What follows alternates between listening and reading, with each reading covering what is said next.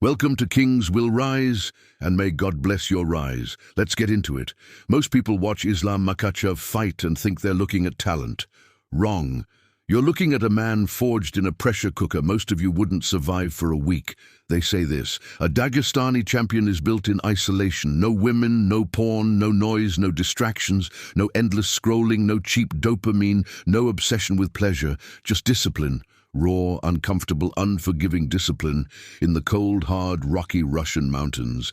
And here's where you need to get honest with yourself. You want Makachev's results while living a life he would never tolerate for a day. You want that depth of focus while you can't even stop checking your phone every 6 minutes. That's the first part of this secret. Not the folklore, the mindset, the willingness to strip away everything that weakens you. Most people don't fail because they're weak. They fail because they're distracted. Now here's the second part, and this is the piece everyone keeps tiptoeing around. Makachev isn't trying to be powerful by himself. He anchors everything to God. Call it faith, call it surrender, call it whatever sits right with you, but don't deny the pattern. Men who stop trying to manufacture their strength and instead align with something higher become terrifyingly stable. You've felt the difference yourself. There's the version of you that tries to grind alone, burning out, doubting yourself, shrinking when things get heavy. And then there's the version of you that says, I'm not carrying this alone. That version is harder to break. That version stops fighting the world and starts fighting through it.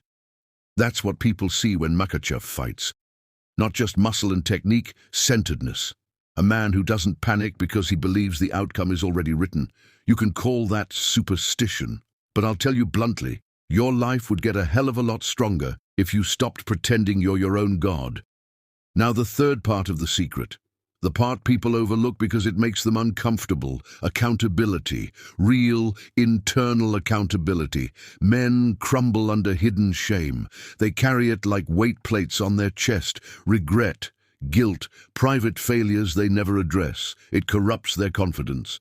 People point at Makachev and say, he walks into the cage clean. He prays before the round, whispers reminders to himself, stays grounded. Whether you're religious or not, the message is brutal and simple. A man who squares his conscience before he steps into battle is harder to shake than a man who tries to outrun it. That's the part most of you avoid. You want strength without purification.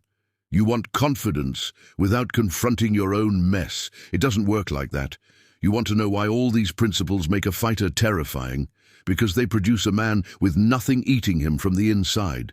No addiction, no noise, no hidden rot, no chaos, just clarity. And when a man with clarity stands across from you, you feel it. You feel his stillness like a weight on your chest. So here's the real challenge for you. Stop trying to be Islam Makhachev. You're not him. You'll never be him. But you can steal the blueprint, the mindset behind the myth. Strip your life down, cut the cheap habits, stop letting your phone own you, build a connection to something higher than your ego. Clean up whatever shame you've been ignoring. Walk into your personal cage with your conscience aligned and your focus sharpened. Because when you do that, you stop living like the average man. And you start moving like someone dangerous, disciplined and centered. That's the real secret. Not magic, not genetics, not mythology. A clean mind, a focused life, a higher purpose, a quiet soul with violent discipline. Now stop watching and start becoming. May God bless the rise. Amen.